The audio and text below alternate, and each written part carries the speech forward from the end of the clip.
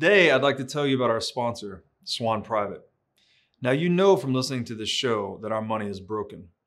Fortunately, we have Bitcoin, a better money that will help us build a brighter future. But if you don't have a Bitcoin strategy and a trusted partner to help you execute that strategy, then you're probably going to fall behind. Now, I've known the Swan Bitcoin team for years.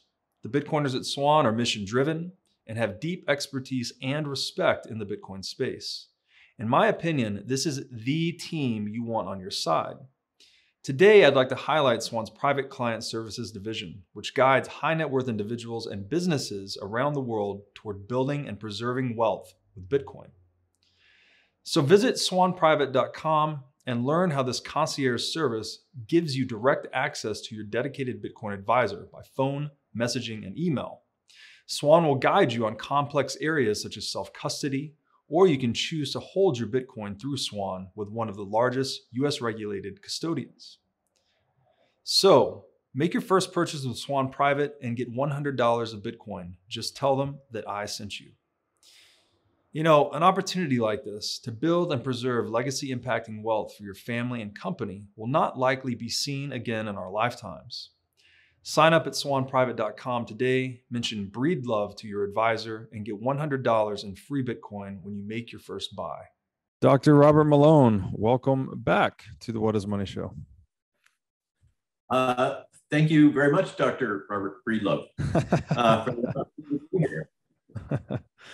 Well, I wish I had the graceful title of doctor, but only in casual conversation does that one work for me. So I'll take it today. So I appreciate you coming back on. This is our third visit together. This time we're going to be talking about your new book, which is available for pre-order now, but is not published yet. And the title is Lies My Government Told Me. So maybe we could just start there. Like, what is this book about? What was your inspiration for writing it? And most importantly, when's the release date? Starting from the back to front, the release date is scheduled for September. That's really a overly pessimistic projection. It was previously scheduled for release in March, as I recall. June, I'm sorry, I just got corrected in real time by my editor. The situation, I'm told, is that with Amazon, they'll allow you to have one strike, but not two. So important to set the projected delivery date out further, since we already slipped the June one. I think that Skyhorse was expecting a different book, a much shorter one, and one that was more straightforward to put together by making a compendium of comments from others. And as I got into it, that just didn't feel right. We started building the Substack and using that as a way to serialize chapters. And one thing led to another, and now we're at 350 pages or something, and still going strong. So that's the timeline, the concept. Skyhorse and Tony Lyons are the folks that published Bobby Kennedy's book on the real Anthony Fauci, which I helped edit. And having completed that, there was Tony and some of the others involved in producing the book really wanted me to try to put something together. And so they strongly advocated for that. And the concept was pretty open-ended. We talked about a title and a general scope, and that gave rise to this title, The Lies My Government Told Me in the Better Times Ahead, is the subtext. And that was the genesis of this. And then the question became, well, how do you structure that as any kind of a readable document? I didn't want to do I certainly didn't want to write an autobiography. I was really uncomfortable with that, and I didn't want to write just some straightforward bitch list of stuff that has happened. That's kind of boring, and also would become dated quite quickly in multiple ways. And so we talked about it, Jill and I, quite a bit, and came up with the idea that we might structure the book in the way that a physician approaches a patient. That being that the typical interaction is you start off with a history and physical, then you proceed to a diagnosis, and then you proceed to a therapeutic plan after you've worked through that. And it just kind of felt right to structure a document this way. I hear from other authors and from Tony, this is unusual. No one's that I've run into has ever heard of a book structured around the logic of how a physician approaches a patient. So there's that. I think that's a good thing. And since this is all about, or ostensibly was originally about, a healthcare crisis, then it made sense for that too. So that's kind of what got us to where we are. And so it starts off, as you know, with an introduction that sets the stage of how I got to this point and engaged in this issue of the public health response to COVID-19, and found myself in some sort of a leadership position. And then it proceeds to 3 parts: history and physical exam, or how did we get here, which is a number of chapters that are basically first-person narratives about people's experience, many of them physicians, but not all. There's a first-person experience of a newspaper owner who got censored by his own newspaper for writing an op-ed. A story of a medical scientist talking about how he has worked in Italy to create a new alternative medical system in the face of what's happened in Italy with COVID care, a decentralized system. There's Gavin de Becker talks about his point of view as an expert in fear, and how fear has been weaponized and the consequences.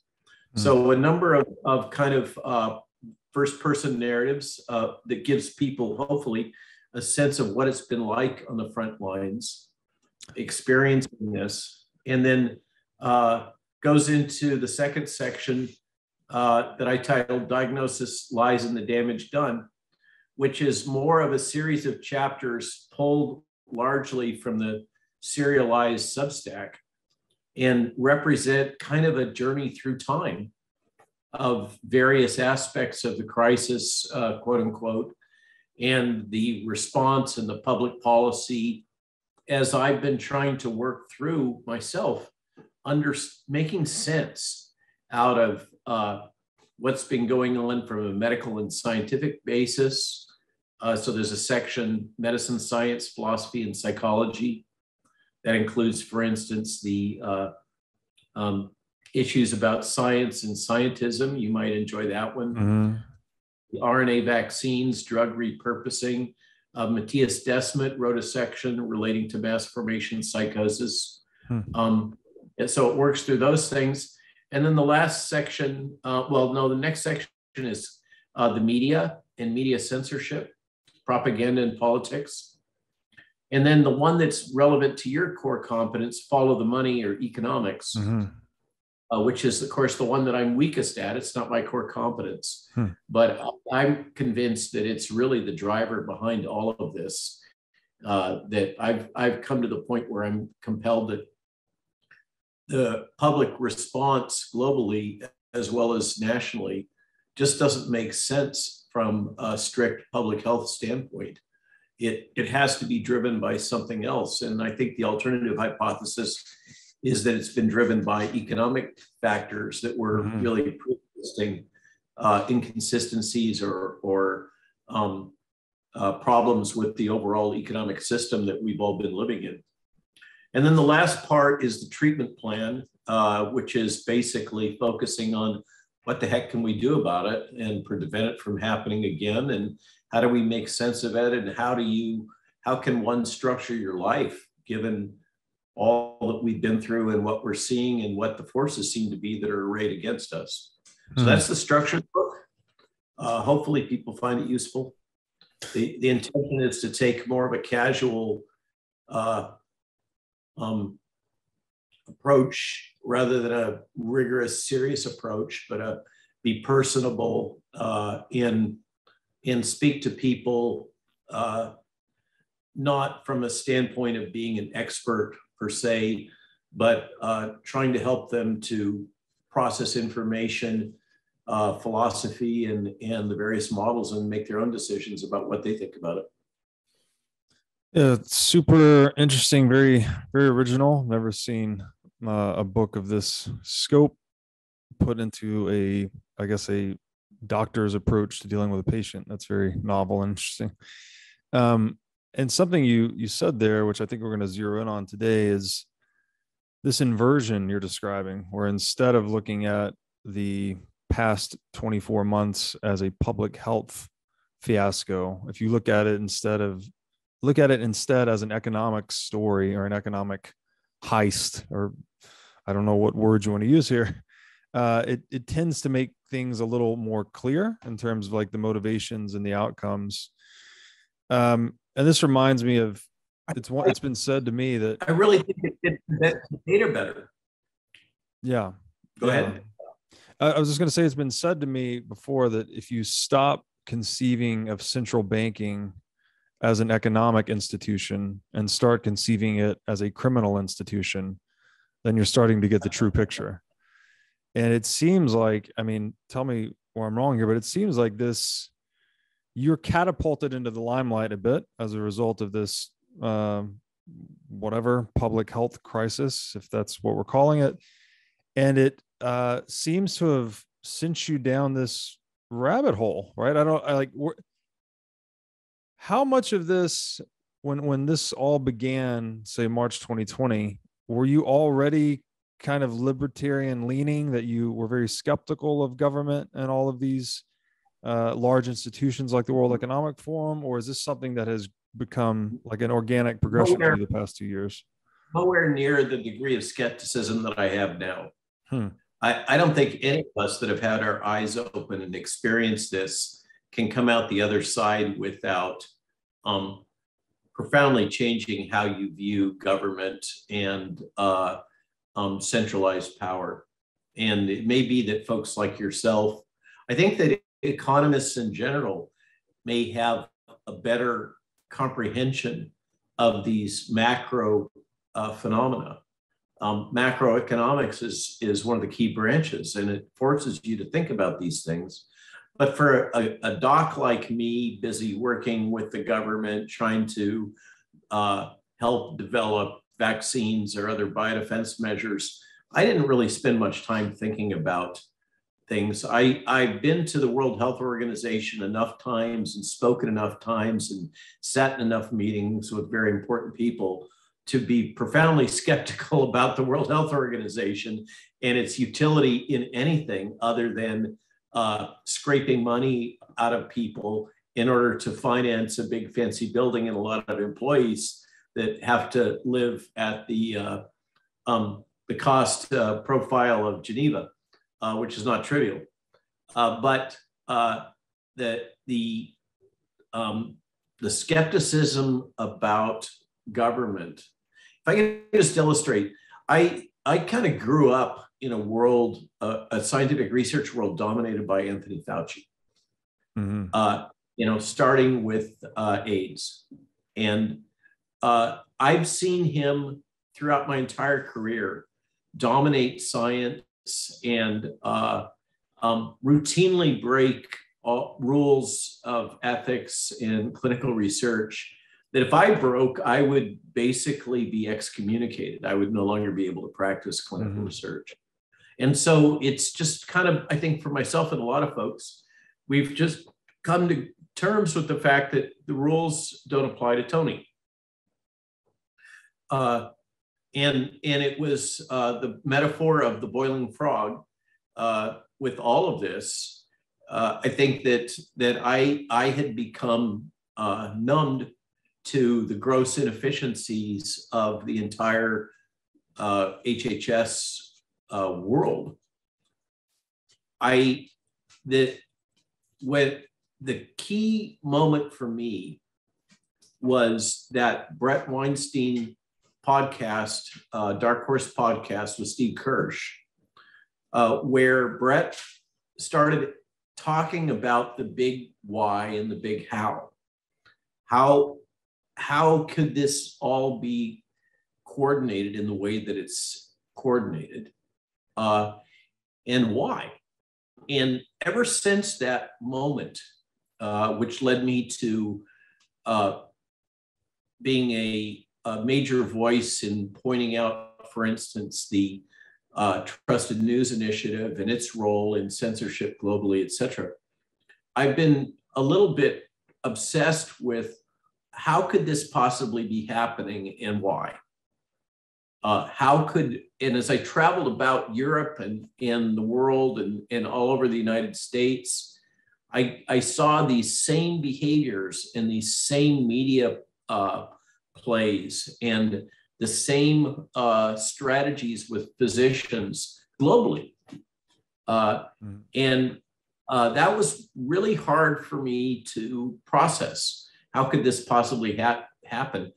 And I had a film crew come onto the farm early on, which included people that had actually been to the World Economic Forum. And they spoke to me about the Great Reset and Klaus Schwab and what goes on at WEF. And my reaction was, okay, fine.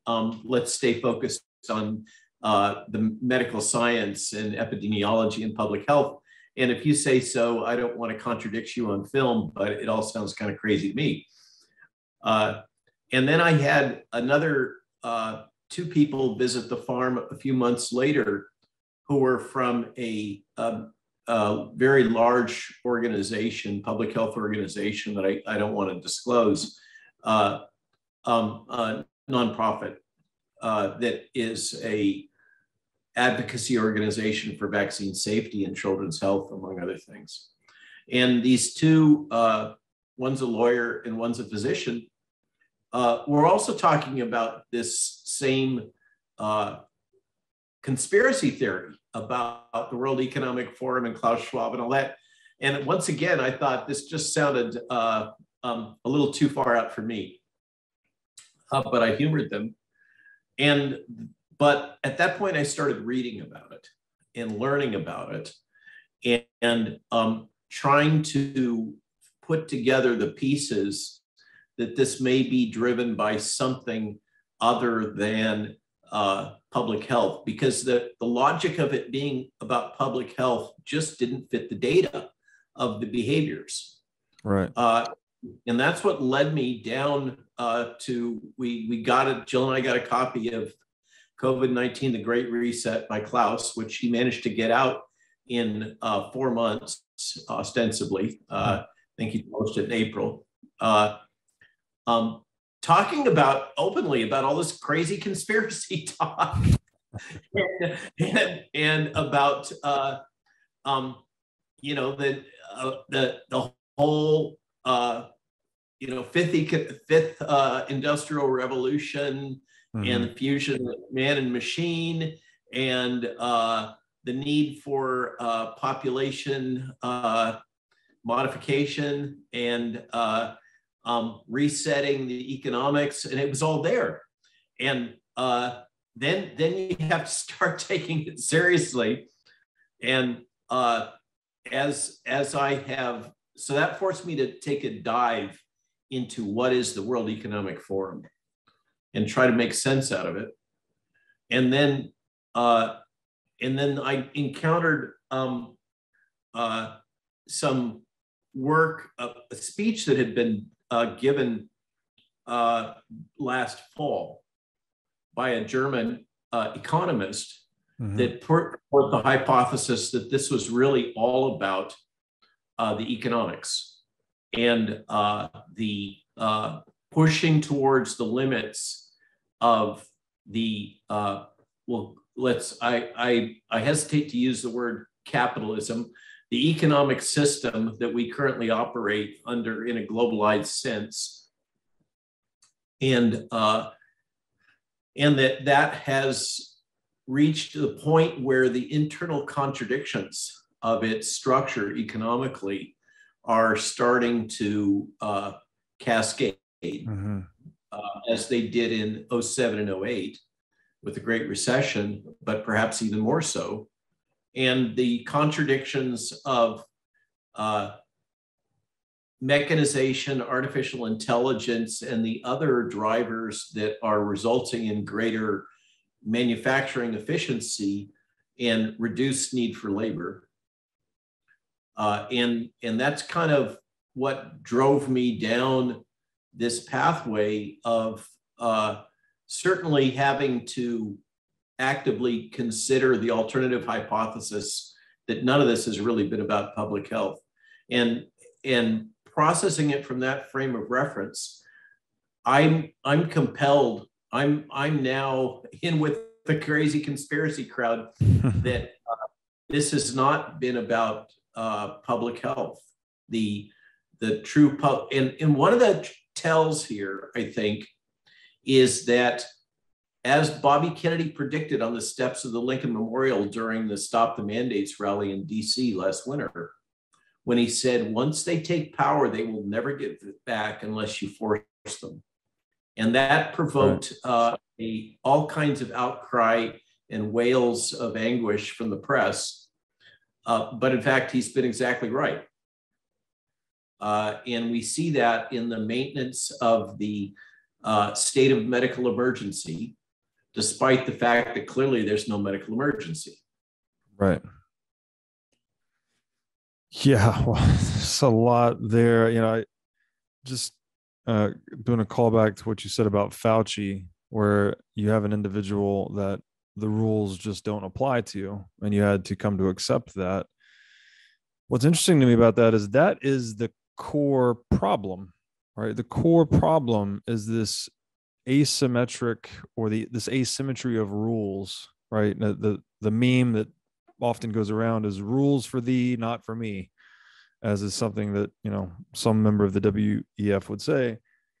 And ultimately, that is the core problem, because if you can fight over the power to change the rules, that means you can win the game forever. But if the rules are just fixed and equitable, then you'll just play the game. So we have this whole political machine, it seems like, centered around gaining control over the rules so they can, quote unquote, win in perpetuity. And that appears to me to be what the WEF is playing for, right? Playing for this slot of one world government or governance system, whatever you want to call it. And the contradictions are systemic, as you said, because this group that calls itself the World Economic Forum, they actually speak out against private property. They speak out against the eating of meat, the most nutritious food in the world. And to call yourself the World Economic Forum and then say we're going to undermine or attack private property, like, you cannot have an economy without private property. So it's totally contradictory. And people would say it's intrinsically Marxist.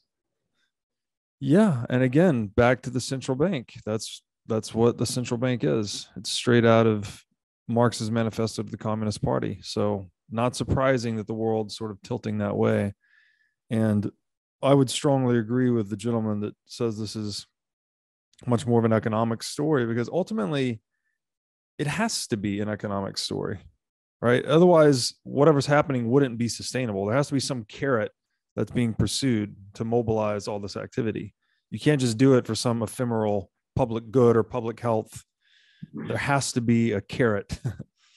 So the thing that people back a few months ago, a lot of people would fall back on the logic that the profit for Pfizer and Moderna is so compelling that it's motivating BlackRock, Vanguard, and State Street Larry Fink, etc., to implement practices which are contrary to the general public good. And this is ascribed as all being about the profit from Pfizer, basically. And when you examine that, although the profit is substantial, and the vaccines are the most profitable drug on an annualized basis ever, these genetic vaccines, but it was pointed out to me early that in the face of, for instance, the profit annually made by the likes of Facebook or any of the tech giants or Microsoft, the profits from Pfizer actually aren't that big. And so then the fallback was, well, then it's about the market cap and the increase in valuation in Pfizer. But that's still not so substantial that it would merit this kind of a harmonized global response that is so counterproductive for the overall economy. For instance, the lockdowns. When you confront the lockdowns and the economic damage of the lockdowns, then the potential profit generated by Pfizer selling vaccines to governments worldwide shrinks to insignificance. And then you have to say, okay, there has to be something else going on here. It's not just about the fact that Larry Fink wants to make a bunch of bucks on his Pfizer shares. And, you know, Larry Fink I'm using as a straw man for all of the whole food chain, potentially including a large fraction of our Congress. You know, everybody has made book on this for sure that have been in the know. Not the least of which is Mr. Gates, but if the world leaders are willing to impose all of this grief, the lockdowns, the authoritarian measures, what we saw happen in Canada, New Zealand, and Australia, Germany, Austria, if this is all just about Pfizer profit, that just doesn't compute. It doesn't make sense. It doesn't fit the data. It's got to be something more. Right. Yeah. And the concerted action worldwide, it seems like it's much larger than just one multinational, I would say. Absolutely. And the best explanation, that the kind of the thing that cracked it open for me was the logic that has been put out in some very nice little video clips about monopoly or otherwise, that make the point that we have massive horizontal integration of all of these industrial verticals, really now including government. So we really no longer have an independent media. To a very significant extent, the media is all owned by a small number of central groups. And I was fascinated today as I was poking around about this in finding this op-ed from the New York Times, of all places, that by Farhad Manjoo, titled "What BlackRock, Vanguard, and State Street Are Doing to the Economy." Here he's talking about the new startup called Strive that you're probably familiar with. But he's saying flat out, yeah, so this is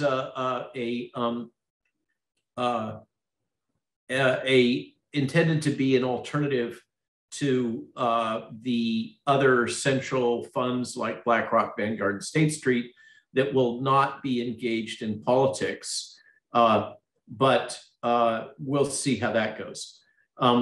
But the point here made on May 12th by the New York Times in an op-ed column is raising the alarm that in a very short period of time, BlackRock, State Street, and Vanguard will virtually control all of American business. And that's not such a good thing, Yeah. which I was a little bit shocked to see the New York Times saying that. But that's when it was pointed out to me that this small number of massive investment asset management groups are controlling virtually all of these verticals of tech, media, finance,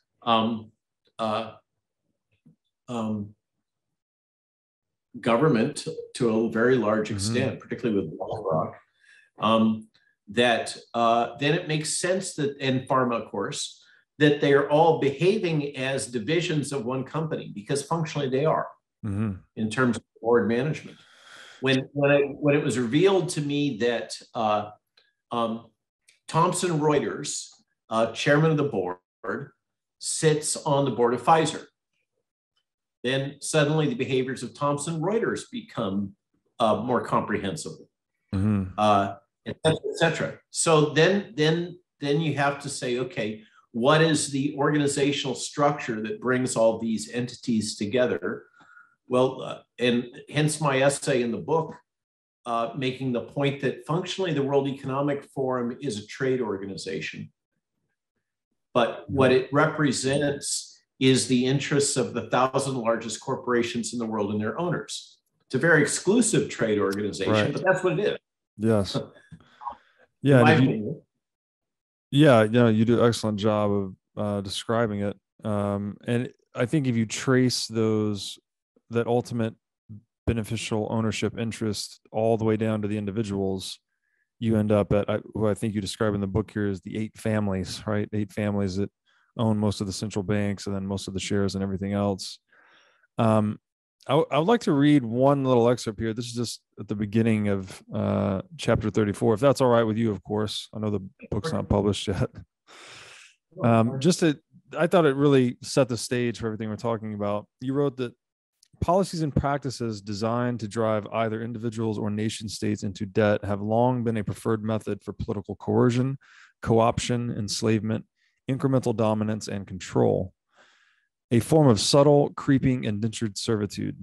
Neither individuals, communities, businesses, nor nation states can be free when they are indebted, financially or otherwise, to another. This subtle method of control by both nation states and their citizens, has been consciously, intentionally, and strategically deployed by central banks for centuries. This is the method by which the World Economic Forum, itself a guild representing the interests of the largest corporations and their controlling owners, seeks to transform itself into a fascist, totalitarian world government. Quite the indictment of the situation we're in, but this is honestly no surprise whatsoever if you understand how the fiat currency complex works, right? It's a wealth and power centralizing apparatus. So it doesn't, to me, it's not surprising at all in retrospect to see it's been surprising to me how fast this all happened over the past 2 years, but it's not so surprising to me that it is happening. This fact that we're getting this centralized non-government organization trying to become global government. Well, I appreciate and respect your reading that and tacitly endorsing the point of view. I'd like to say one thing about it. I use the term fascism in the book and fairly frequently, but I'm careful to define it before I started using it. And I'm using the definition that is, whether true or not, attributed to Benito Mussolini, that fascism is corporatism. It is the fusion of the interests of the state with the corporation. I'm not using it in this kind of reflexive knee-jerk fascists are Hitler Youth that went marching in the streets of Charlottesville right down the road from me, and the Proud Boys. That's not fascism, that's something else. But I'm referring to it in the strict political science sense of a authoritarian system that fuses the interests of the corporation and the state.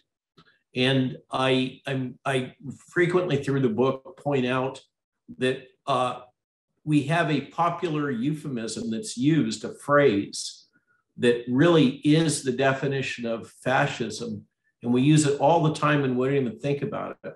It's public-private partnership. Right. We use the phrase public-private partnership as if it's rainbow unicorns, and roses and smiles. Who could be against public-private partnership? No, public-private partnership is fascism. Right. It is the fusion of the interests of the corporation and the state, and that is precisely what we have, as far as I'm concerned. And it has come to the point where it has an authoritarian overlay, because that appears to be a very convenient way to manage a restless population. And the thing that worries me most about it, I mean, the whole thing is just profoundly upsetting when you work through it and really look it in the face. I mean, when you first encounter this, I run into this all the time, and I experience it myself. You see these things, you read these words from the likes of Schwab and his chief science officer, who's a stand-in for Mengele, as far as I'm concerned, that we need to reduce the global population. And you hear these phrases like useless eaters, and you think, oh, this must just be a caricature of these people. They can't really be saying these things. They can't really believe in eugenics. They can't really believe that a large fraction of the population is disposable and expendable and they need to get rid of it. That can't possibly be the case. How could that happen? How could people say such things? You recoil from it just instinctively. That can't be. And yet, when you look it in the face and you look at the underlying economics, and remember that the genesis of the World Economic Forum is our good friend, Mr. Henry Kissinger, who is the godfather of realpolitik. So Kissinger and his acolytes live in a world where they focus on what they believe to be realism, political realism. And they park the ideas of morality and values. They're irrelevant in their world framework, right?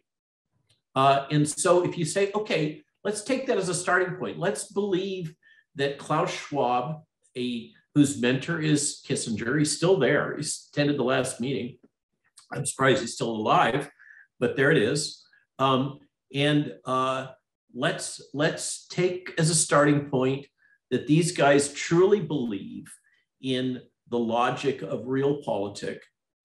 And so these things like human values and human beings are really just economic units, just components on the chessboard to be manipulated for some ulterior purpose. You take that as a starting point, and then you say, oh, well, they've driven the world economic system into a position, they're imagining, these guys are imagining what the fifth industrial revolution looks like, right? The fourth industrial revolution that's silicone driven is reaching its nadir now. It's apogee. It's kind of maxing out. And we're seeing the consequences of that. We're seeing a widespread transformation of the global economy into what I believe there's two major commodities now. We spoke about this the other day. In my opinion, there's two commodities that matter: information and energy. Of course. And so the fourth is about processing the information. The structure of what AI will do to the world economy is now increasingly apparent in robotics. And they're envisioning that the fifth revolution that they're trying to anticipate is this blending of man and machine. It sounds like something that's straight out of a dystopian near-term science fiction, some blend of Terminator and Matrix. But there we have it. That seems to be what they're envisioning. And they seem to be planning for that future. How do we get there? And one of the problems with that future is we've got excess labor capacity, for sure, full stop. What are we going to do about it? Right. Yeah, it's quite alarming, to say the least. And you go on in this chapter describing how debt is one of the main tools that gets people locked into the system, and how even certain either medical experts or economists would be less likely to speak out against all of this given their level of indebtedness. So I guess the punchline would be there's an inverse relationship between your level of indebtedness and your sovereignty from this system, right? It really, really can distort your work and your message and cause you to turn a blind eye to certain things that you might otherwise not if you were not indebted to that very system. And on the I think this may be the most compelling explanation for the behavior of my medical colleagues. That the financial systems have them by the short and curlies. They really don't have much operational latitude. They've invested, most of them are deep six figure in debt. They have growing families, they have mortgages, and they don't have the latitude to, and they're all, it used to be they were basically small businessmen. Mm-hmm. They were independent operators, and they no longer are. Over 70% of all physicians work for one of these mega hospital systems. They don't have the luxury of independent thought and independent speech. Yeah, so they are another, I guess, they are victims of this rising trend in global fascism. And again, using this precise definition, I would say, to try and explain the arrow of causality as I understand it, is, again, you have the central bank at the heart of every state. It's an organization that can never not produce a profit. It's perpetual profit. It then uses that centralization of wealth really to start acquiring more of the corporate sector. So I think that's the merger that takes place between state and corporate interest, is that the fiat currency spigot is used to buy up a lot of private industry over time. And this is the infection we're describing, this blurring of public, private, everything. And as you point out in your book too, you said the World Economic Forum even defines itself as the International Organization for Public-Private Cooperation, which, as you say, which is a really carefully wordsmithed way of saying that the World Economic Forum is a centralized trade organization for promoting international corporatism. So it's very out in the open, right? There's not a lot hidden here. That this is fascism it's hidden in plain view. Yeah, hidden in plain view. And we've seen this before. Even the definition that you gave from Mussolini, right? We've seen the historical consequences of fascism on the world stage, on the geopolitical stage. Yet here we are again, right? We have not learned the lessons of history. I think that as I try to process this like you are, for me, I'm a low-level person in the economic ladder of the world, but I'm trying to make sense of it. And what I see is that these people that populate these largest of large corporations and come together in Davos, the phrase Davos man, they have attained their positions of wealth and power through monopolistic practices. They truly believe that monopoly works. It works for them, right? It's worked really good for them to have monopolistic business practices. Of course, system-wide, it destroys innovation. It destroys efficiency. Monopolistic practices are the anathema of capitalism, right? Yes. They are the enemy of capitalism.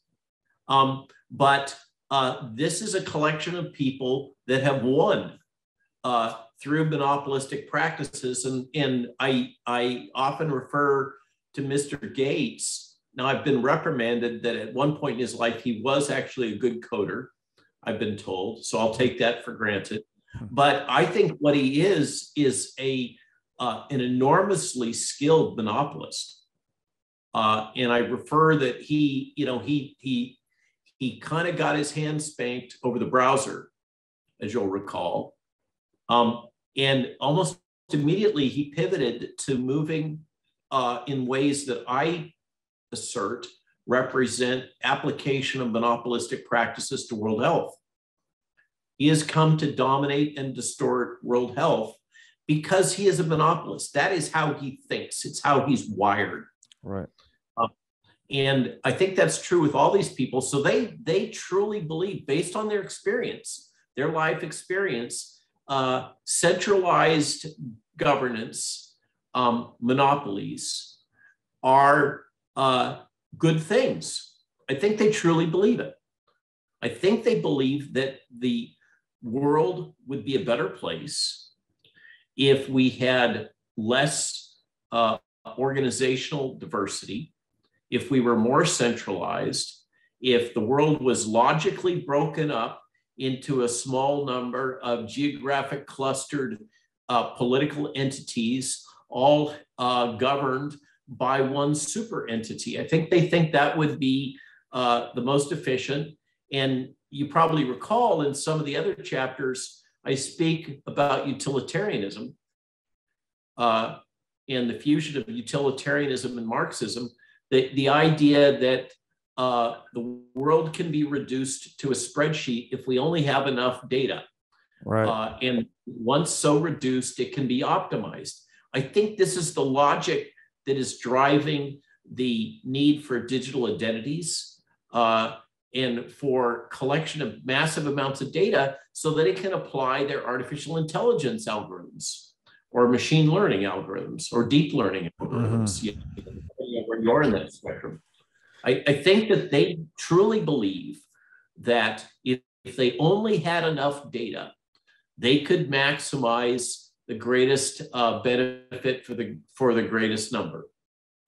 And the only thing standing between that, because of the fourth industrial revolution, the rise of machine learning, the only thing standing between that nirvana and the present is being able to identify every single one of us and all of our economic activities and controlling and optimizing it. Yeah. Yeah. And this is, I mean, maybe this perhaps runs that deep where they just still have this Newtonian worldview that we live in this billiard ball universe and that human beings are just little pieces to be moved around on this game board. But it betrays this disbelief in self-organization. Like we see animals self-organize, right? They don't need to be ruled to live in herds and whatnot. They organize themselves. And this has also been called the fatal deceit, where this idea that people need to be ruled or people need to be managed, people need to be told what to do to have a functioning society. Like this whole illusion of the necessity of authority, I think, is something that it's almost implicit in a lot of our mental frameworks because it's been the norm throughout history, but it's not, there's no rational basis for it other than there's a desire for some human beings to be in power over others. There's a desire for relative power. So I'm going to pull in another thread that's in the book, which is the logic of Matthias Desmet and mass formation. Matthias makes the point that the vast majority of people want to be governed. This gives rise to the meme, govern me harder, daddy. Right? Yeah, you get it. Right. Yeah.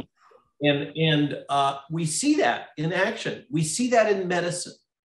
This is one of the first lessons I was taught when I was going into my clinical training, is that as somebody who approaches the world as a scientist and thinks that everybody else wants to know all the facts so they can make their own decisions, I thought, well, this is the way everybody is.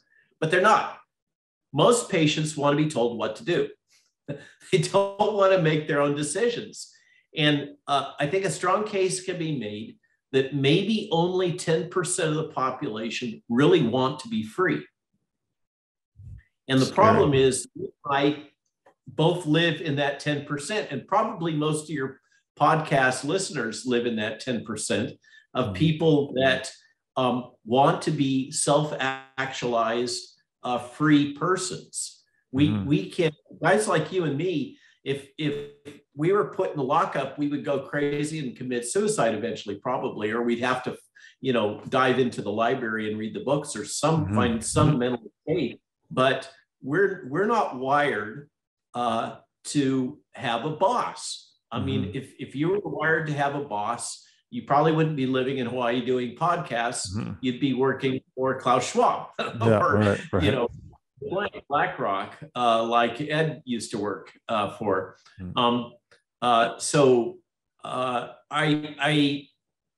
That's the problem with that thesis is there is an intrinsic bias in thinking that the rest of the world, most people value that which we value.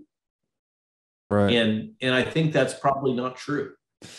Most people just want to be told what to do. Yeah. That's what it's hard. I hear you loud and clear that we can't assume that the way we see the world is the way the world sees itself. But I think given, if there was sufficient symmetry of information and people just knew what was going on, I think most people would migrate away from the authoritarian model, right, towards something a little more free. So the psychology kind of modeling and teaching about this is that there's a large fraction of the population that's kind of agnostic. They don't care. They go this way or that way. And they're looking for evidence. You talked about the herd. They're looking for evidence that this worldview is accepted, and the people that they admire ascribe to that worldview, and then they'll follow those people. And right now, they've all been taught, and it's so heavily reinforced in the media, that this globalist point of view is the way forward. And I think that there's a lot of pain to being at the tip of the spear. And being free. Being free is not an easy choice to make. Taking responsibility for your actions and their outcomes and owning it is not the easy road. No, but yeah, it seems to be the only path towards the most meaning in life, right? You got to take ownership and responsibility. Otherwise, because you are an actualized individual. Well, even if you're not, if you abdicate that ownership to someone else, it seems like it never works in your favor, right? I agree. Yeah. Now I'd like to tell you about a great new Bitcoin show on the scene that you've got to check out. Brought to you by Swan Studios and Bitcoin Magazine, this show is Hard Money with Natalie Brunell. Natalie is an Emmy-nominated journalist bringing unparalleled experience to the Bitcoin media scene. And personally, Natalie is one of my favorite voices in the Bitcoin space. Each week on Hard Money, you'll get the top headlines of the week with analysis you won't find anywhere else. Hard-hitting interviews with amazing guests like myself and other top minds in the Bitcoin space. And the show will take you directly into the lives being changed by Bitcoin all over the world. Check out Hard Money at swan.com/hardmoney. Today, I want to tell you about our sponsor, Crowd Health. So, how does health insurance work? You send an egregious amount of money to an insurance company. They hold it in a pool of depreciating fiat currency. Then, when you have a large health event, you have to pay them even more via your deductible.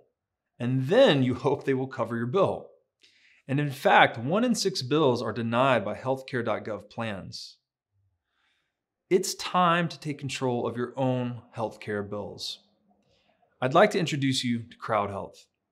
It's a decentralization of healthcare using Bitcoin as an alternative to health insurance. Instead of sending fiat currency to a big corporation, you send that money to an account controlled by you, a portion of which is converted into Bitcoin. Then, if you have a big health event, you have a community of Bitcoiners that will use the money in their accounts to help you out. To get more details, go to joincrowdhealth.com/breedlove, where you can find the promo code for $99 a month for 6 months. Let me ask you this. This was recently put forth to me by a friend and a thinker that I really respect. And he made the point that some of these families, maybe this bottoms out in the 8 families, but let's just say this other larger cohort of people, that they may actually, that have been engaged, let's say, in central banking for many generations. He was describing that there is this intergenerational sociopathy taking place, that all of these, their parents typically were doing similar to what they did. And then they grew up under this belief, right, that everyone needs to be ruled and managed, and monopolistic business practices, all of this. Do you think that concentrates that worldview over time as we go from like generation to generation, so that perhaps, I don't know Klaus Schwab's family history, but perhaps he's like a 5th or 6th generation,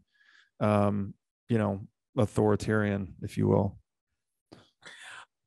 Right. So you're being very gentle in touching Klaus Schwab's familial, which goes back to Germany in the 20s and 30s, and we'll leave it at that. I don't interact with these people. They don't interact with me. I have no way to get into their heads. All we can do is look at the data of how they behave. Right. The other day I was walking through with a colleague, trying to think about what metaphors historically might be useful in thinking about the future. A future in which we move towards a more centralized authoritarian world. And we're seeking to build intentional communities as heretics, just to choose a term, or outliers, or whatever you want to say, freedom-loving persons. What could be the historic metaphors that we could go to try to help us think about systems that would work? And I keep falling back personally to the centuries immediately before the Italian Renaissance, and then subsequent. So up through the 1600s, when we had the growth of what was the central bank of the world, that being the Medicis, who lost their dominance in the 1600s during the War of the Roses, because they were forced to loan capital to the losing side in the War of the Roses. They were forced because of textile issues, because their bank was linked to the textile industry. So they were forced into the position. They made loans that were unsustainable. Their side lost the war, which if you take the lesson from that, and you are the Rothschilds or Rockefellers, or fill in the blank, and along comes World War I and World War II, of course you're going to back both sides. If you were familiar with the history of banking, why wouldn't you back both sides? That would be foolish. It would be bad business, right? We're all of us have umbrage because they did this. But if you look at it from their realpolitik perspective, of course they did it. It's the right thing to do. Right. And the colleague pointed out, he said, well, when did the Medici Bank collapse? I said, well, the 1600s. And so we're talking, and he says, and he says, well, when did the Rothschilds kick in? Oh, the 1600s. Interesting. So, yeah, this ancient history of generational wealth, which we saw play out with the Medicis also, and the building of a family culture that would enable the perpetuation of this, I think is entirely why wouldn't it occur? It's exactly what you'd expect to occur. So how extreme is it? You read if the World Economic Forum's documents represents an embodiment of the culture that we're talking about that controls the majority of the world's wealth, and the banks, the central banks, with few exceptions, Iran being one. There's a whole dark version of history when you look at it through this lens. And in that version of world history, Vladimir Putin comes out looking pretty good. It's this self-image that he has apparently of being the savior of Christendom and the Western world. Right. A lot would dispute that, but you can see how that might be in his frame of reference. And these central bankers, from the point of view of some nation states, might be the enemy. And might truly be. A lot of people these days use the language of good versus evil. Mm-hmm.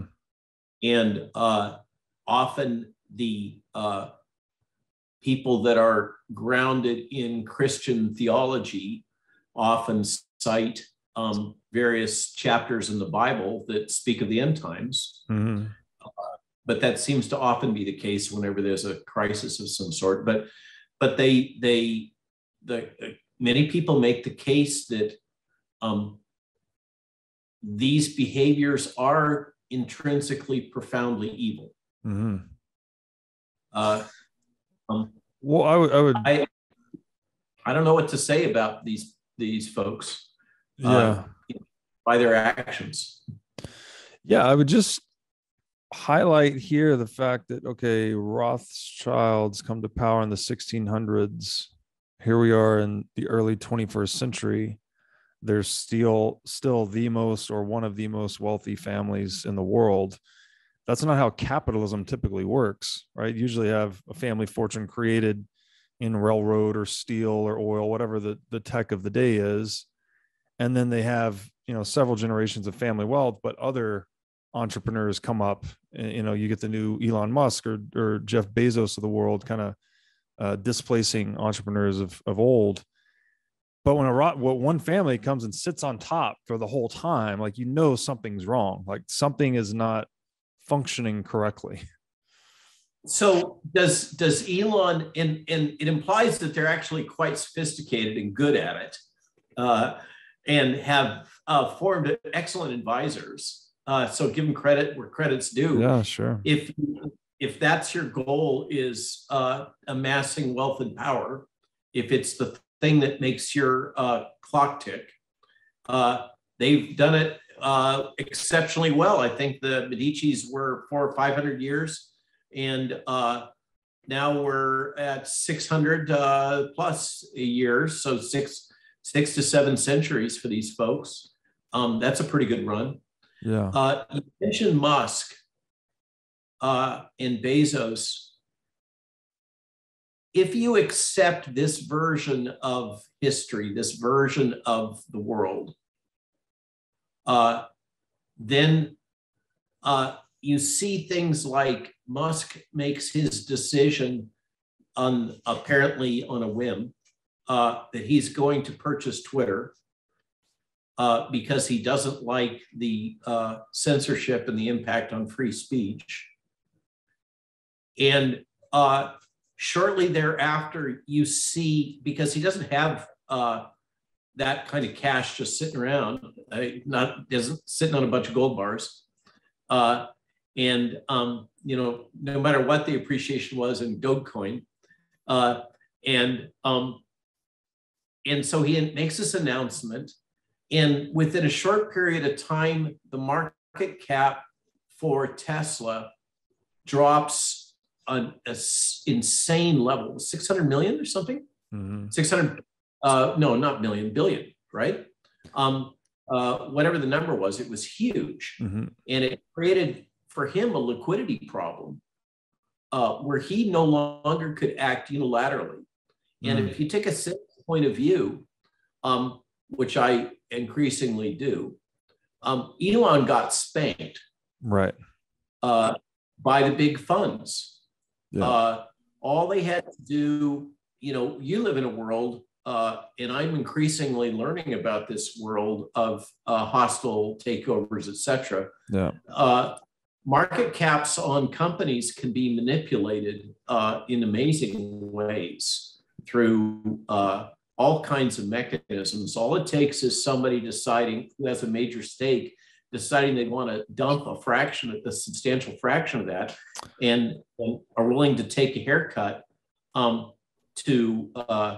if you're sitting on all, the majority of the capital in the world, and by the way, you own the banks that just print the capital anyhow. So money is to those folks, the money that the likes of you and I experience is no relationship to the world they live.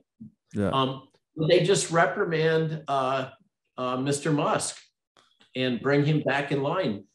We haven't seen that Twitter deal consummated yet. Right. I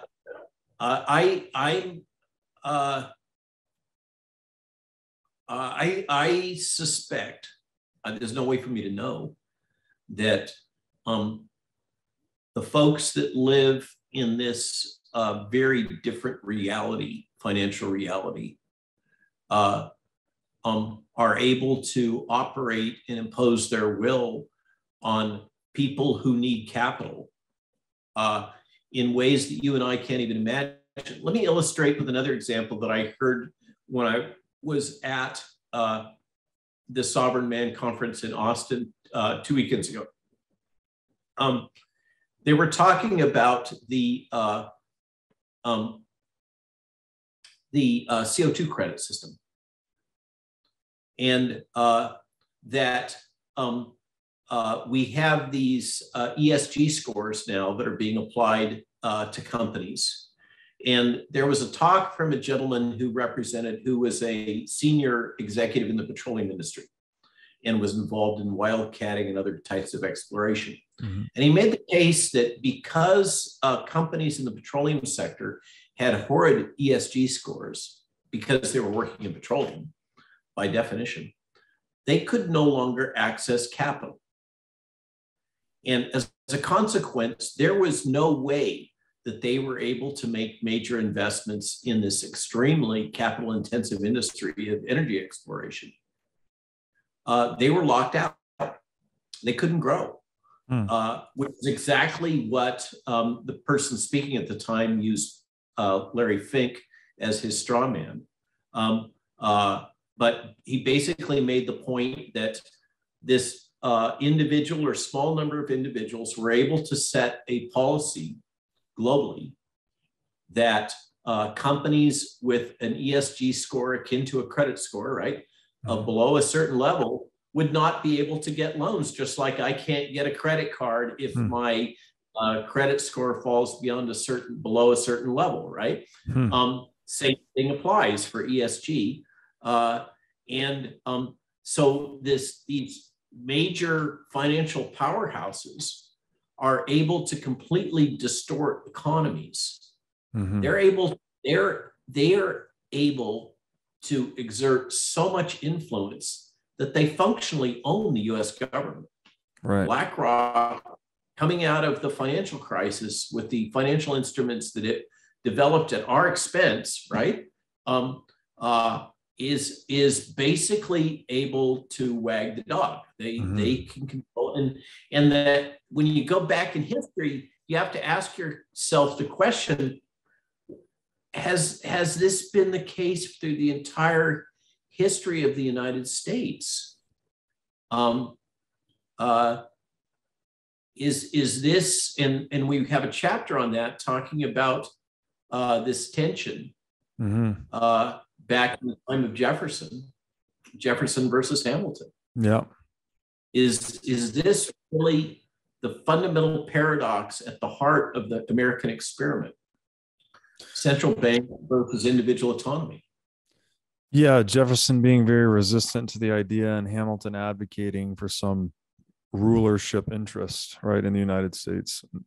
Yeah, it does seem to me that I guess the critical difference is that every business in the world has to produce a profit to survive. But when you install a central bank, it can never produce a loss. So it sucks the value out of everything else, even though it's not doing anything value additive.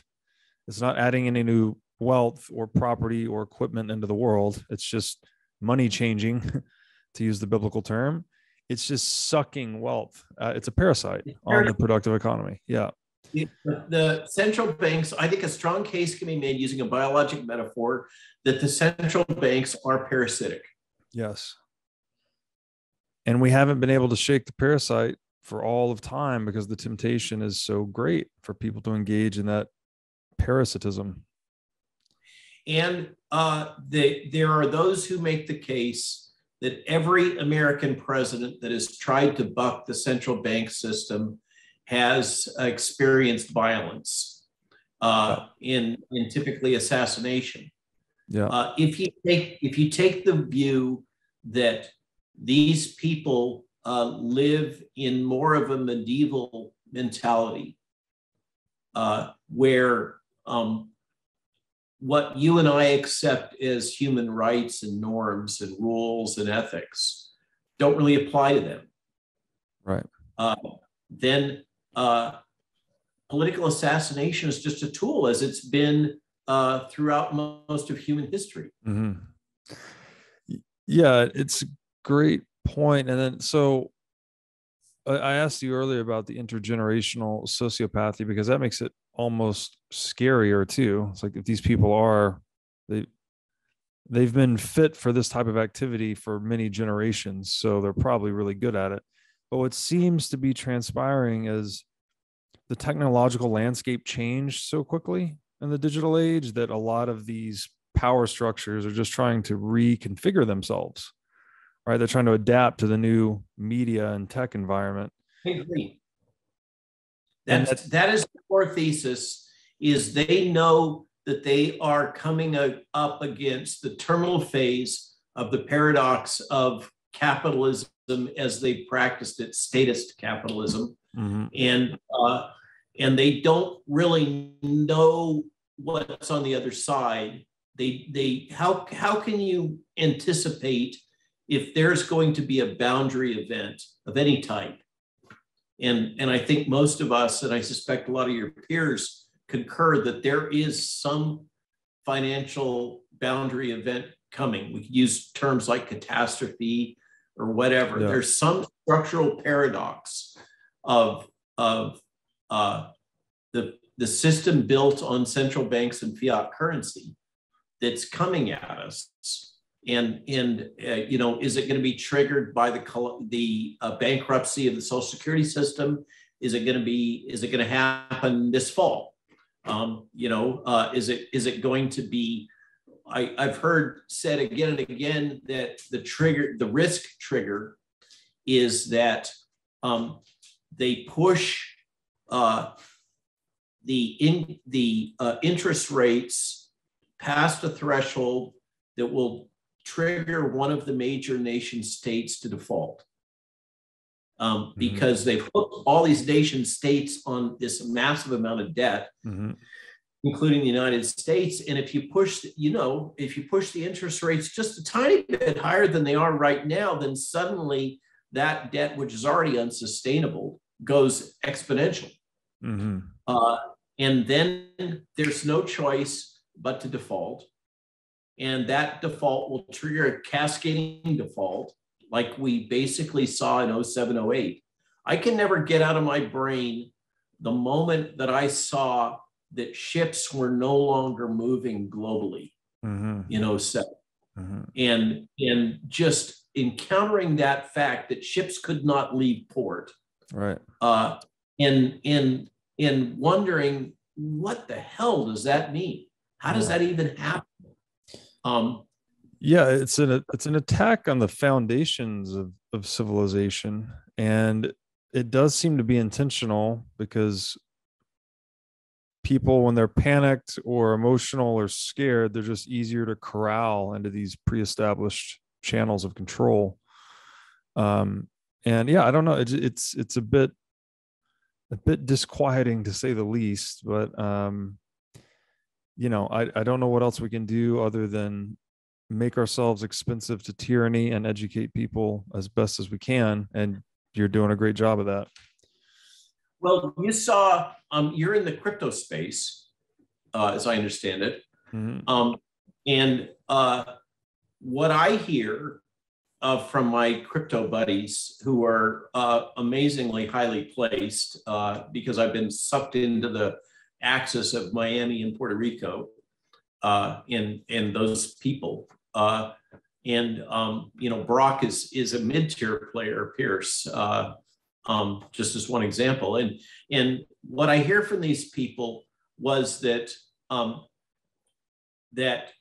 the story I get is that Elon was supposed to be pushing cyber higher prior to the Miami conference this year, and that he got a call and was told, no, you're not going to do that. You're going to do these things that is going to cause the currency crypto world to collapse. We want you to kill cyber currency. We do not want you to pump it. And he came out with a series of statements in which he basically threw cold water on the whole crypto scene. And that seems to have triggered a cascade of events that we're now seeing play out. And the people that I've been dealing with that used to be sitting on billions, literally, are now finding themselves sitting on millions. Mm-hmm. And those that were in the 100 million range are now sitting at 5 million. That's a rough awakening. Mm-hmm.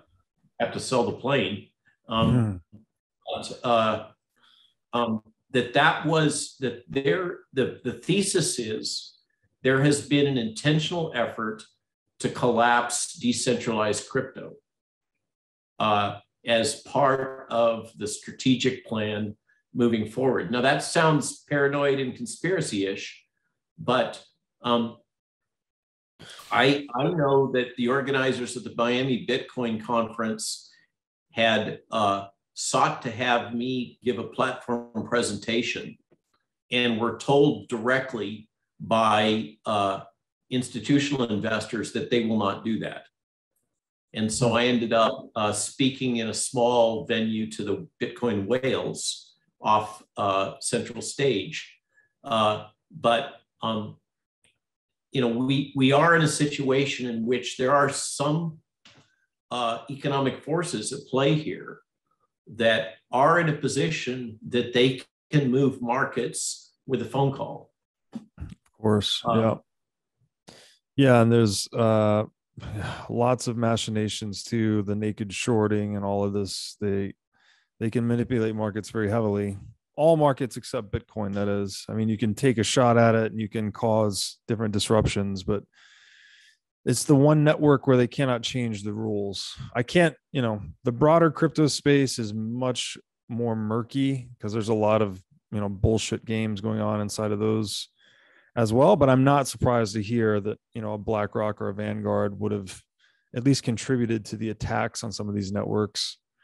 But ultimately, it seems like the key is the financial system. If you get the financial system out from under monopoly control, then the rest of this stuff becomes much more mild because it's just not affordable at that point. It's much harder to corral people when you can't control their money.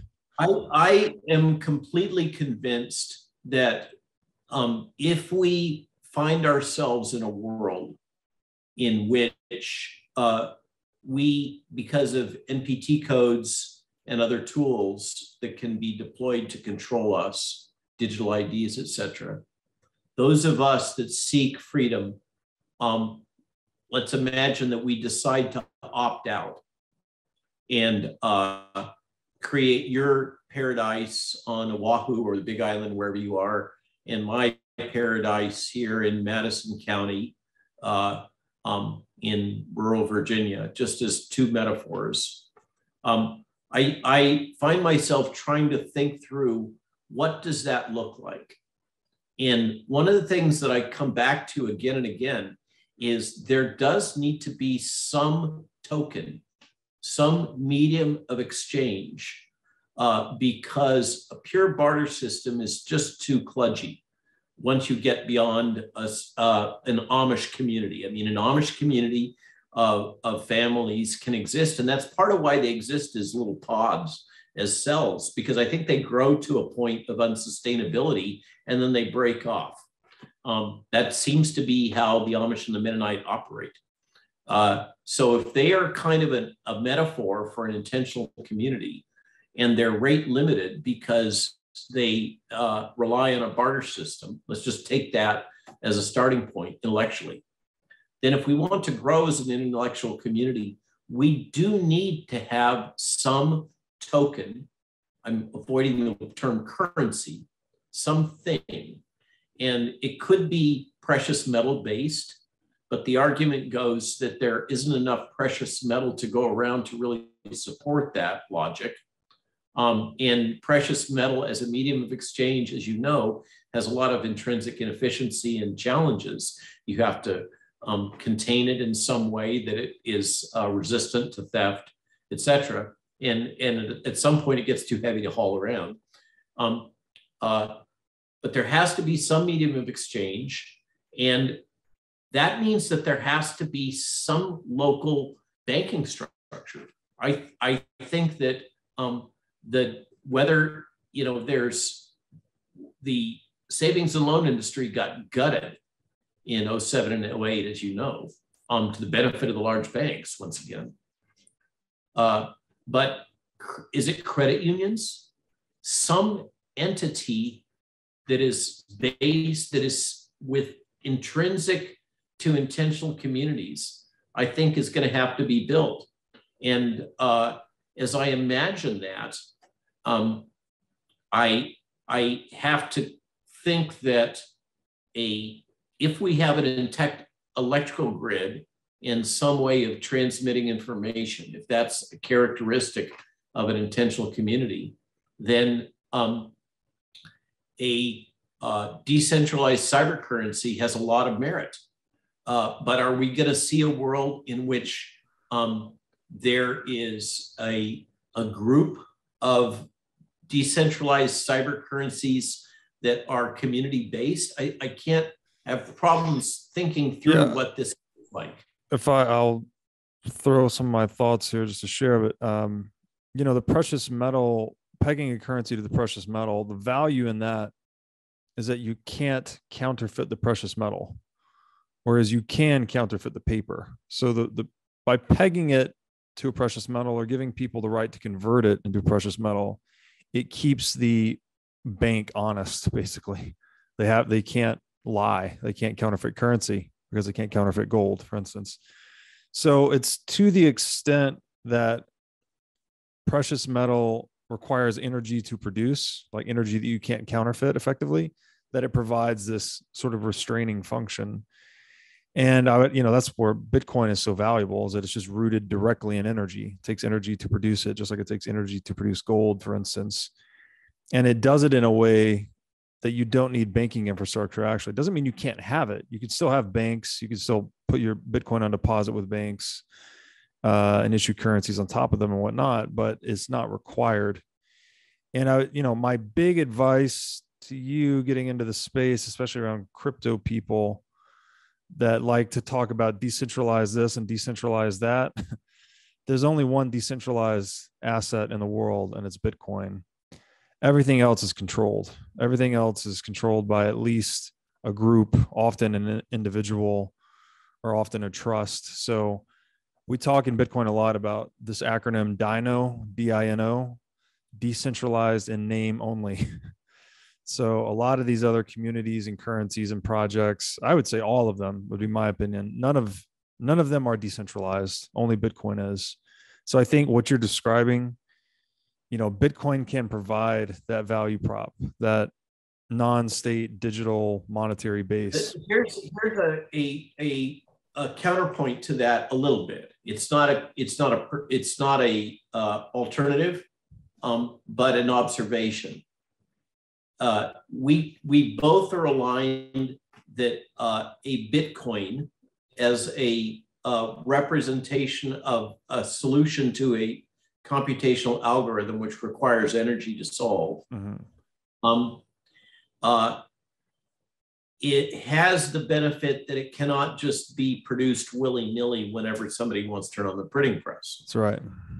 But ideally, in an ideal world, Bitcoin would represent, since it represents energy, it would be possible to reconvert it back to energy, that energy was somehow intrinsically trapped in that in a way that it can be converted. So for instance, gold or silver or platinum or copper has intrinsic value as a metal for a variety of different applications. It doesn't lose that intrinsic property as a precious metal. It has it. It's core to its characteristics. Yeah. So that's one thing that I've heard about the Bitcoin world, is it would be ideal. Now, here's another thing about Bitcoin that I'd love to hear your thoughts on. Another thing that I encountered when I was at the Sovereign Man conference was a group that had built a massively integrated chip. It had something like 2,400 processors on a single chip with very high-speed bus. And they're now almost completely through the prototype testing phase, and they're about to go to the forge to start building them. And it has some algorithms that are optimized for mining. And it turns out that it has a fraction of the power drain of the current chipsets that are used for Bitcoin mining. So one of the things about that I'm pointing out is that the energy required that goes into that Bitcoin is subject to technological improvements that might enable much more rapid solution of that computational algorithm. That's all. Yeah, definitely the chips get better and faster at solving the mining algorithm, but ultimately the new amount of competitors coming online to solve for that tends to adjust it upward. So you've got more and more people competing to mine Bitcoin, and the algorithm itself, this is kind of the magic of the whole thing. It's actually calibrating itself to be as difficult as it needs to be so that there's new blocks every 10 minutes. So if a lot less people start mining, it becomes easier to mine Bitcoin. If a lot more people start mining, it becomes harder. So it's like, it's an adaptive money, which is really interesting. Like it adapts to human action. On the money energy topic, I agree to some extent. Like it's ideal. Clearly you want your money, you want to have an energy cost to money production so that no one becomes a currency counterfeiter like a central bank, or there's no energy cost to produce dollars, for instance. And I guess in an ideal world, you would also want that money exchangeable back into energy. So it's almost like a battery. But the problem is we're talking about it's a socioeconomic phenomenon or a social technology. So, you expend energy to mine gold. You can't convert the gold back to the energy you use to mine it. Now, to your earlier point, gold has utility that's not money, right? It can go be used in computers and dentistry and all this other stuff, but it's not directly convertible back into energy other than in a market transaction, right? You could use the gold to buy energy from the grid or wherever. So I think that in that sense, Bitcoin is actually a better money because it's pure. It doesn't have a utility value. So for instance, if gold's market cap is $10 trillion, 1 trillion of that might be demand for computers and dentistry and whatnot. Maybe 9 trillion of that market cap is for demand of gold as money. well, whatever Bitcoin's market cap is, it has no other utility value. So it's all monetary premium. It's like a pure monetary technology, something we've never had before. But then there's the counterpoint that kind of touches on what we're talking about is peg currency, pegged cyber currency. It would be more compelling if, and I think there's a lot of different commodities that one could peg a decentralized algorithm-based cyber currency to, other than just precious metals or fiat currency. Well, that's why we saw the collapse of fiat currency, cyber currency just recently.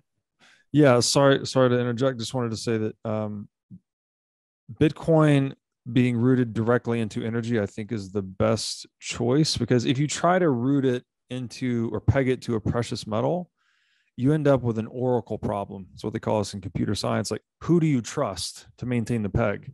We just tried that with central banking, right? It was the dollar was pegged to gold. Yeah, we'll trust you guys to maintain the peg, and then what happens? The peg is never maintained.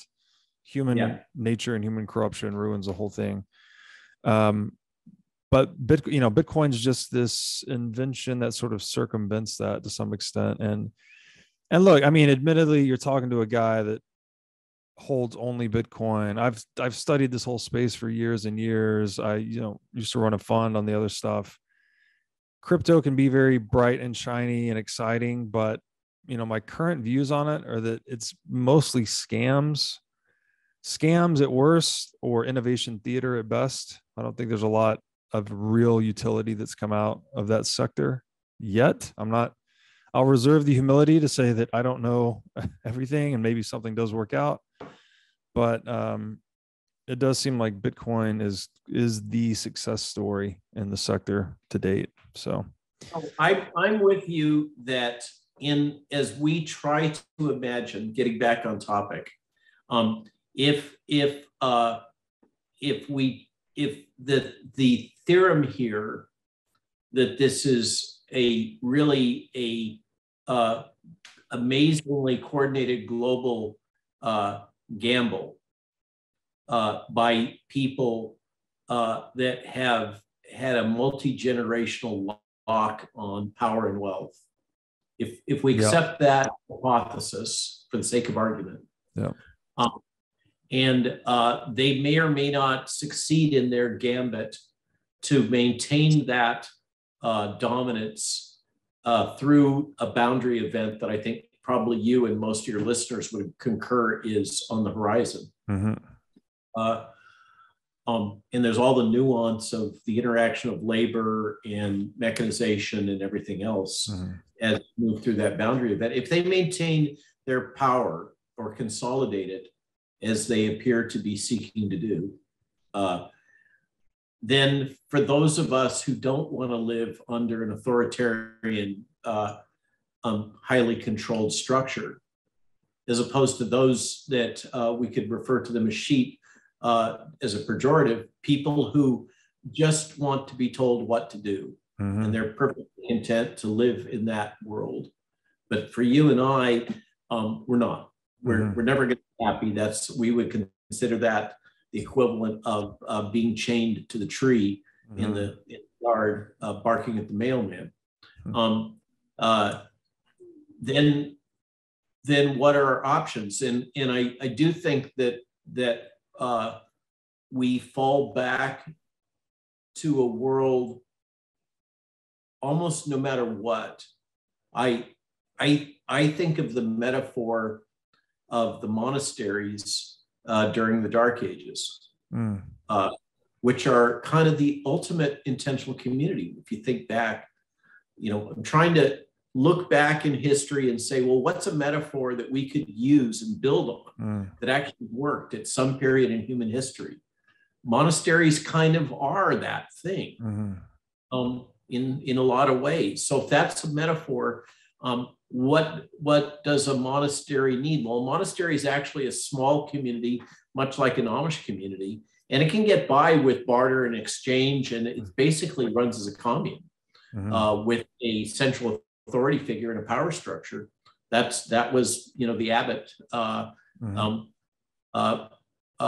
then they interacted and traded with each other over long distances, and were subject to predation, thievery, etc. during those transactions.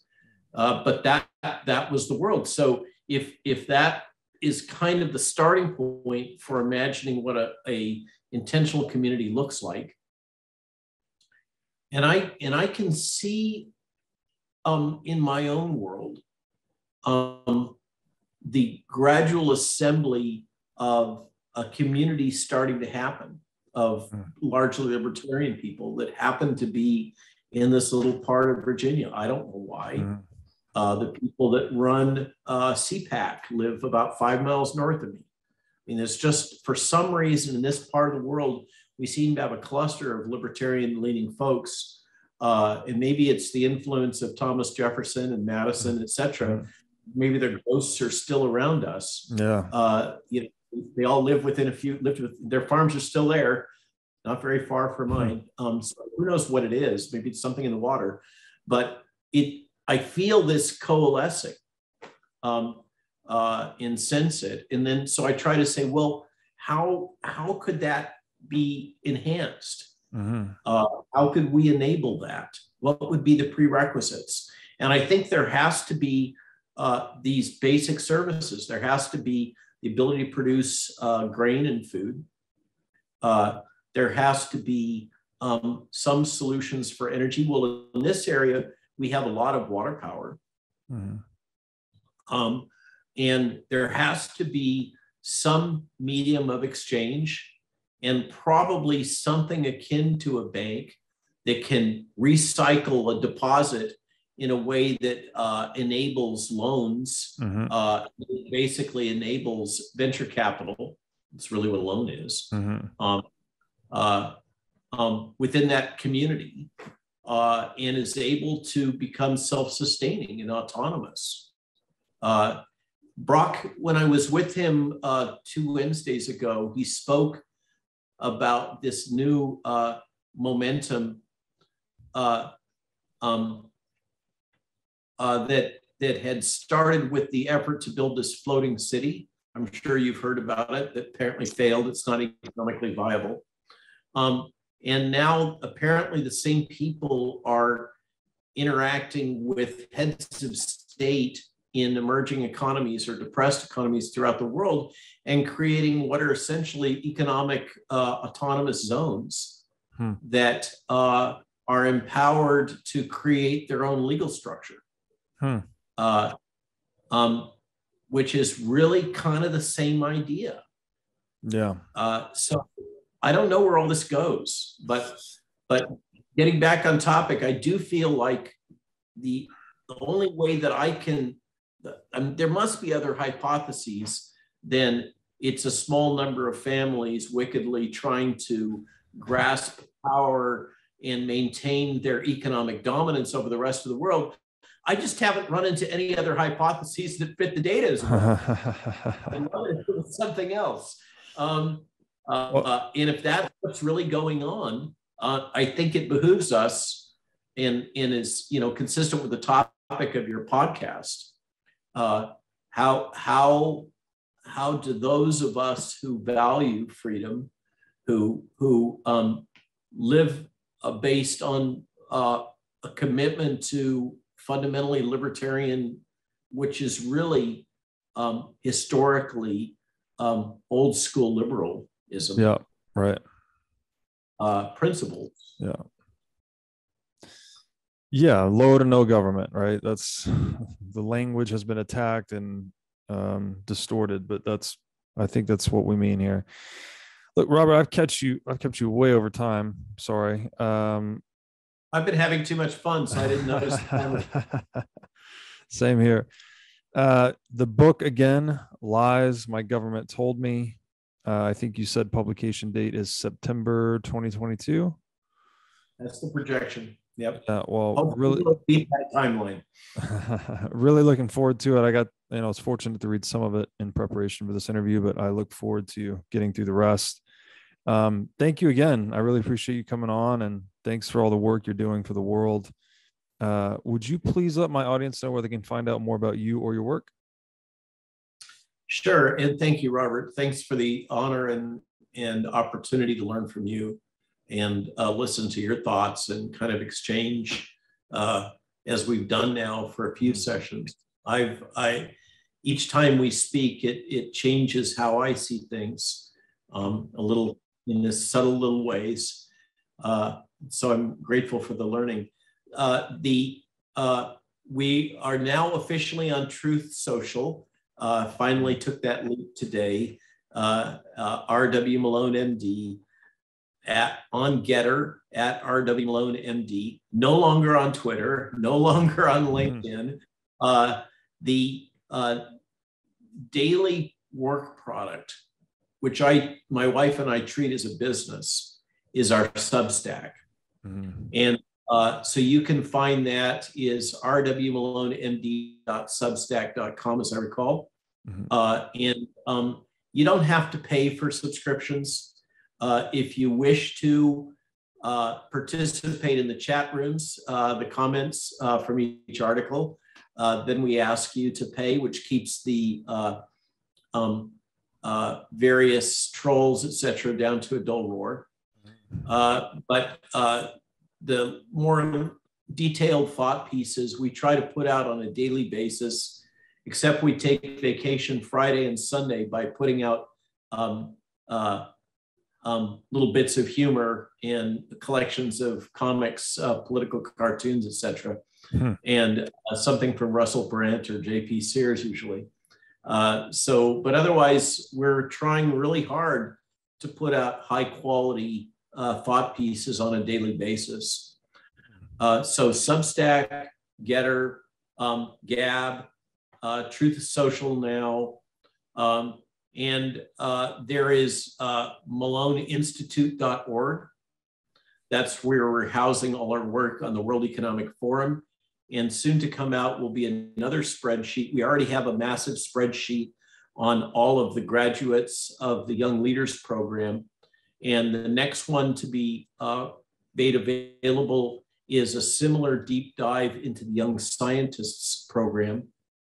So you can find that at Malone Institute. Also, the Malone Doctrine that Ed Dowd and his colleagues on Maui wrote, which is about integrity, and was cleverly, really a profound document, which represents largely Ed's version of how do we restore integrity to our corporations, our government, and everything else. So that's kind of a fun read. It's not too long on that Malone Institute site. And then we've got rwmalonemd.com, which has a lot of our corporate activities and other chatter, background information on RNA vaccines, et cetera. So that's the laundry list, and thank you for asking. Awesome. And I hope that we will be consolidating a lot of our activities on another platform that's built on a application space called Roundtable. If you know Brock Pierce, you know where this is coming from. So this is why a lot of the cyber currency folks in Puerto Rico and even some old school analog investors have been bankrolling Roundtable. And it's one of the verticals on Roundtable is DMED, D-E-M-E-D, which is a decentralized medical information network. And you can find one embodiment of that at globalcovidsummit.com and all kinds of curated information there. And that's the platform that's all blockchain based. And we're trying to build that out now as one of a series of verticals within Roundtable that will allow people to more efficiently communicate and to serve as more of a portal, a receptacle for alternative points of view. So feel free to check that out also, and hopefully that'll grow. Wonderful. Dr. Robert Malone, thank you again. My pleasure, Robert.